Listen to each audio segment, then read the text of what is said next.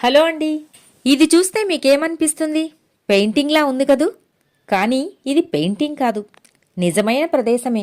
Japan రాజధాని టోక్యోకు సమీపంలో Arashiyama bamboo groove ఉంది. అంటే వెదురు అడవి అన్నమాట.